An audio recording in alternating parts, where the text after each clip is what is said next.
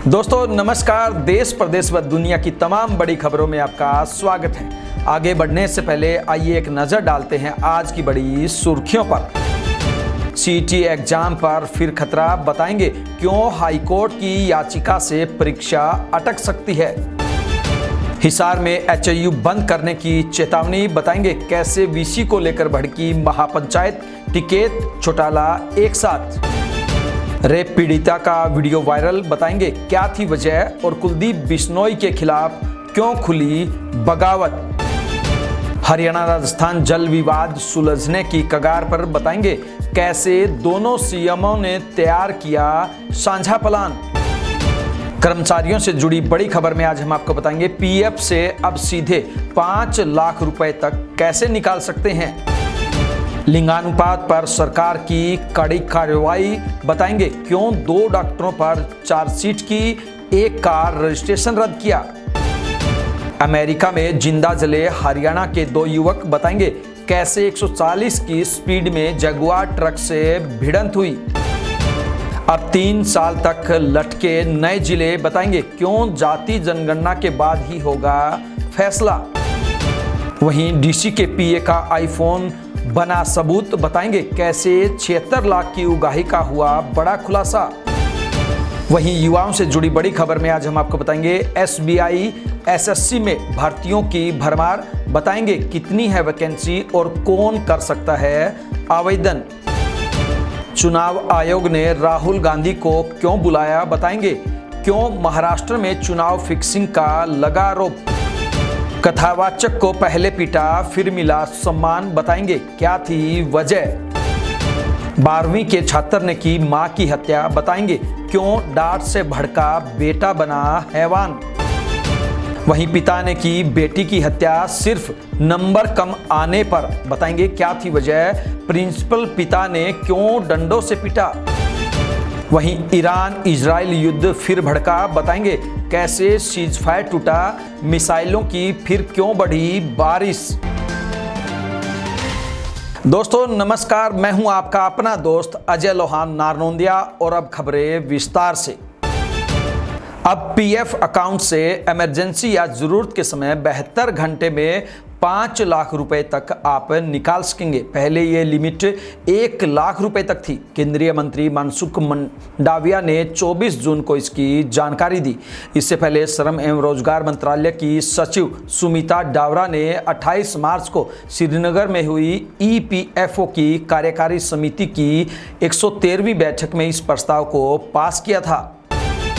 America के California में हुए सड़क हादसे में हरियाणा के 2 दोस्तों की जान चली गई। हादसा उस वक्त हुआ जब दोनों युवक अपनी जगुआर कार से घूमने जा रहे थे।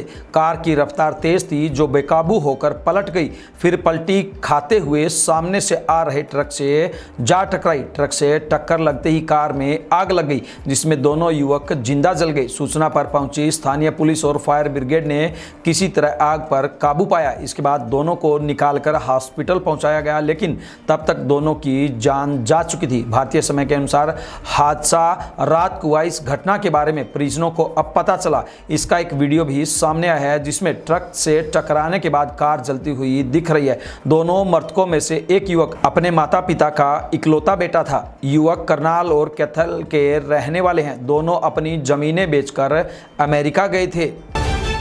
हिसार में अखिल भारतीय बिश्नोई महासभा के राष्ट्रीय अध्यक्ष देवेंद्र बुढ़िया पर रेप केस दर्ज कराने वाली युवती एक बार फिर कैमरे के सामने आई है। युवती ने 1.5 मिनट का वीडियो जारी कर कहा, राजस्थान के मुकाम में बुढ़िया के पक्ष में पंचायत होने जा रही है। मेरी संतों से अपील है कि उसका साथ देने के बजाय मुझे न्याय दिलाया जाए। दरिंदा सरेआम घूम रहा है। मुझे व मेरे परिवार को जान से मारने की धमकियां मिल रही है। बिश्नोई महासभा को लेकर भाजपा नेता कुलदीप बिश्नोई और अध्यक्ष देवेंद्र बुढ़िया में विवाद चल रहा है। इसके बाद आदमपुर थाने में देवेंद्र बुढ़िया के खिलाफ रेप का केस दर्ज हुआ था। महासभा के विवाद को लेकर मुकाम मुक्तिधाम में बड़ी बैठक बुलाई गई थी। यहां महासभा के संरक्षक कुलदीप बिश्नोई के खिलाफ फैसले लिए जा सकते हैं। हरियाणा और राजस्थान के बीच लंबे समय से चले आ रहे जल भराव और यमुना जल बंटवारे के विवाद को जल्द सुलझाया जा सकता है। इसको लेकर हरियाणा के मुख्यमंत्री नायब सिंह सैनी और राजस्थान के मुख्यमंत्री भजनलाल शर्मा के बीच फोन पर विस्तृत बातचीत हुई। बातचीत में यह तय किया गया कि राजस्थान के भिवाड़ी क्षेत्र की जल निकासी और यमुना जल बंटवारे जैसे अहम मुद्दों पर दोनों राज्य मिलकर समाधान की दिशा में काम करेंगे। इस सहमति से दोनों राज्यों के औद्योगिक और रिहायशी इलाकों में जल भराव की समस्या के साथ साथ यमुना जल बंटवारे से जुड़ा ऐतिहासिक विवाद भी सुलझने की उम्मीद है।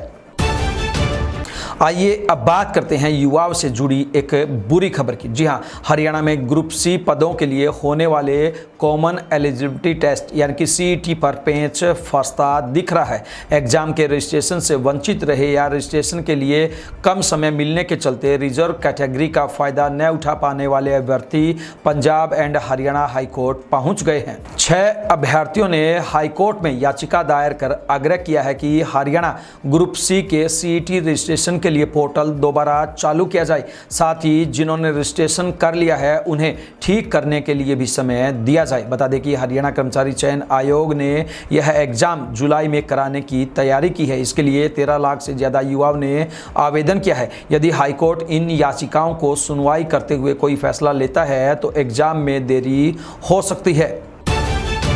हरियाणा सरकार ने प्रदेश में लिंगानुपात को लेकर लापरवाही बरतने वालों पर सख्त रवैया अपना लिया है। 2 जिलों में लिंगानुपात गिरने के मामले में हेल्थ डिपार्टमेंट ने 2 अधिकारियों को चार्जशीट करने का फैसला लिया है। वहीं सोनीपत में एक आयुष डॉक्टर का रजिस्ट्रेशन भी रद्द कर दिया गया है।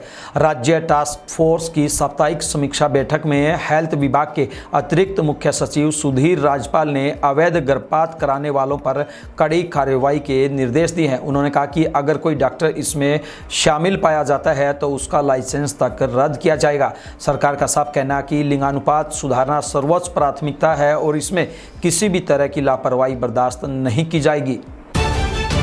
आइए बात करते हैं HAU से जुड़ी बड़ी खबर की। जी हाँ, हिसार की चौधरी चरण सिंह हरियाणा एग्रीकल्चर यूनिवर्सिटी के गेट पर धरना दे रहे छात्रों ने महापंचायत की। इस दौरान सभी कॉलेजों के छात्र संगठन इकट्ठा हुए। उन्होंने मांगे पूरी नहीं होने पर 27 जून को यूनिवर्सिटी बंद का ऐलान किया है। छात्रों को समर्थन देने के लिए विभिन्न किसान संगठन, खाप और राजनीतिक दल के प्रतिनिधि भी पहुंचे। सभी ने ऐलान किया कि जब तक छात्रों की समस्या का समाधान नहीं किया जाता तब तक धरना प्रदर्शन जारी रहेगा। अगर छात्रों पर दबाव बनाने की कोशिश की जाती है तो सभी संगठन उनके साथ रहेंगे।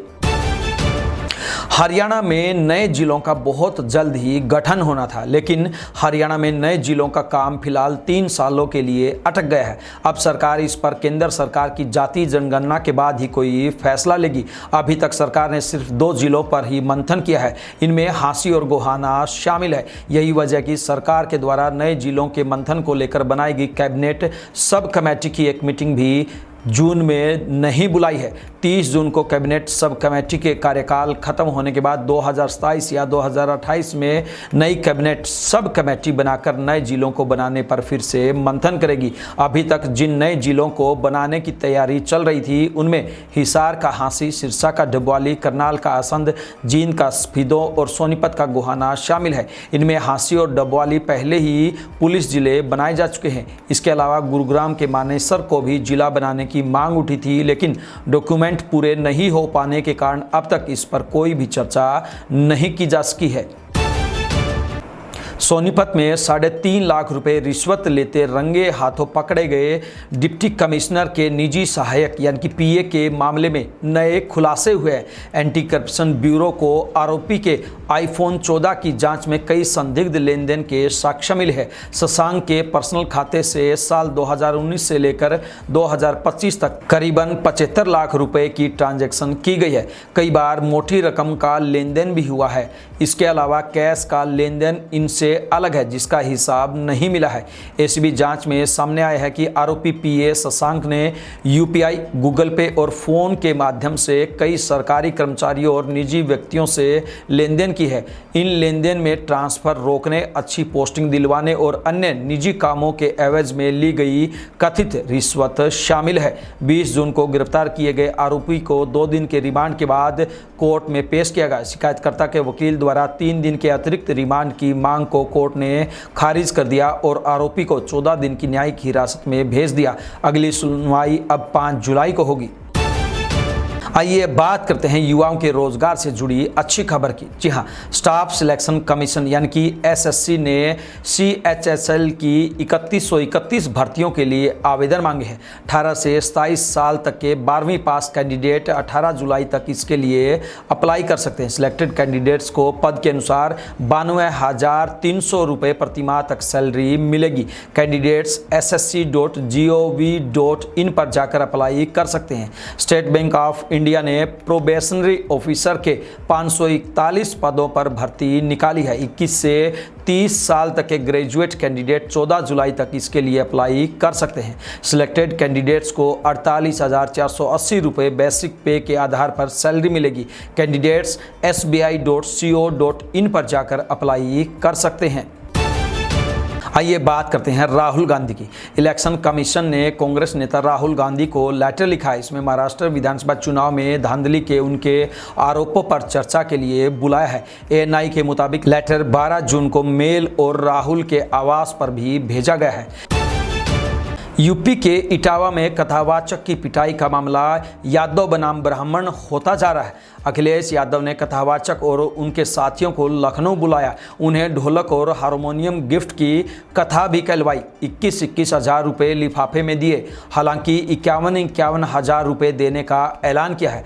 अखिलेश ने कहा, प्रभुत्ववादी सीमाएं लांघ गए हैं, ये वर्षवादी लोग सिर तक मुंडवा दे रहे हैं, रात भर पीटते हैं, ढोलक छीन लेते हैं और पैसों की मांग करते हैं। आखिर ये वर्षवादी और प्रभुत्ववादी लोग ताकत कहां से पा रहे हैं? यह सरकार हार्टलेस है, हर असंवैधानिक काम का समर्थन करती है।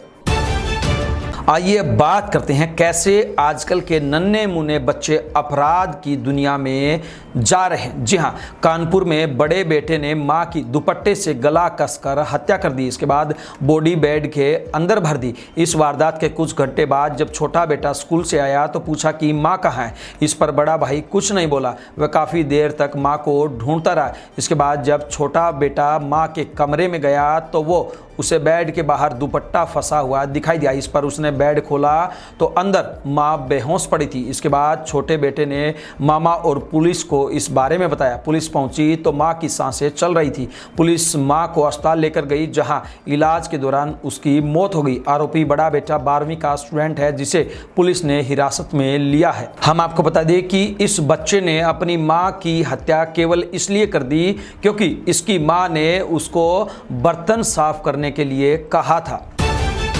आइए बात करते हैं हैवान पिता की और किस प्रकार बच्चों से ज़्यादा उम्मीदें पालना कितना हानिकारक हो सकता है। जी हाँ, महाराष्ट्र के सांगली में एक पिता ने नीट मॉक टेस्ट में कम नंबर आने पर बेटी की हत्या कर दी। 17 साल की साधना भोंसले के प्रैक्टिस टेस्ट में कम नंबर आए थे। इससे नाराज होकर पिता ने उसे डंडे से पीटा। साधना के सिर पर गंभीर चोटें आई। उसे सांगली के उशाकल हॉस्पिटल में भर्ती करवाया गया, जहां इलाज के दौरान उसकी जान चली गई। साधना के 10वीं बोर्ड एग्जाम में 92.60% अंक आए थे। वह 1 साल से मेडिकल एंट्रेंस टेस्ट यानी कि नीट की तैयारी कर रही थी। आरोपी पिता धोंडीराम भोसले स्कूल प्रिंसिपल है। इजराइल ईरान जंग के बीच अमेरिकी राष्ट्रपति ट्रंप ने सीज फायर का ऐलान किया था। हालांकि यह कुछ घंटों में ही टूट गया। सीज फायर शुरू होने के करीब 2.5 घंटे बाद ईरान ने इजराइल पर 6 बैलिस्टिक मिसाइलें दागी। एक मिसाइल बिरशेबा शहर में इमारत पर गिरी, जिसमें 5 लोगों की जान चली गई, जबकि 20 से ज़्यादा घायल हैं। ईरानी हमले के जवाब में इजराइल ने अपनी सेना को तेहरान में हमले का आदेश दिया था। थोड़ी देर पहले इजराइल ने ईरान की राजधानी तेहरान में एक रडार साइट पर हमला किया। इजरायली आर्मी रेडियो ने हमले की पुष्टि की है। ताज़ा हमले के बाद अमेरिकी राष्ट्रपति डोनाल्ड ट्रंप ने इजराइल पीएम बेंजामिन नेतन्याहू को फ़ोन करके ईरान पर हमला रोकने को कहा था। अल जजीरा की रिपोर्ट के मुताबिक नेतन्याहू ने ट्रंप से कहा, मैं हमला नहीं रोक सकता क्योंकि ईरान ने पहले सीज फायर का उल्लंघन किया और उसे जवाब देना जरूरी है। दोनों देशों के बीच जारी जंग के 13वें दिन ट्रंप ने सीज फायर पर सहमति बनने का ऐलान किया था। सुबह 10:38 पर उन्होंने एक और पोस्ट किया और लिखा, अभी से सीज फायर लागू होता है, प्लीज इसे न तोड़े। आइए बात करते हैं नायब सैनिक की नायाब कोशिश की और बदमाशों को दूर भगाने की पहल की। जी हां, हरियाणा की स्पेशल टास्क फोर्स और दिल्ली की काउंटर इंटेलिजेंस ने गुरुग्राम में दिल्ली हरियाणा बॉर्डर पर कुख्यात गैंगस्टर रोमिल वोहरा को एनकाउंटर में मार गिरा। एनकाउंटर में गैंगस्टर की गोली से 2 सब इंस्पेक्टर भी घायल हो गए। दोनों को अस्पताल में भर्ती कराया गया। गैंगस्टर वोहरा पर 3 लाख का इनाम घोषित था और वह कुख्यात काला राणा नोनी राणा गिरोह का सक्रिय शूटर था। काला और नोनी लॉरेंस गैंग से जुड़े हैं। रोमिल करीब 8 महीने पहले इनसे जुड़ा था। वोहरा ने हाल ही में कुरुक्षेत्र में शराब ठेकेदार शांतनु की हत्या की थी। शांतनु मामले में उसके 5 साथियों को भी गिरफ्तार किया गया था। हम आपको बता दें कि मुख्यमंत्री नायब सिंह सैनी की तरफ से अभी ये घोषणा की गई थी कि बदमाशों को अगर जिंदा रहना है तो बदमाशी छोड़नी होगी। ये थी बिंदास हरियाणा पर बड़ी खबरें। अब दीजिए आपके अपने साथी अजय लोहान नारनौंदिया को इजाजत। नमस्कार।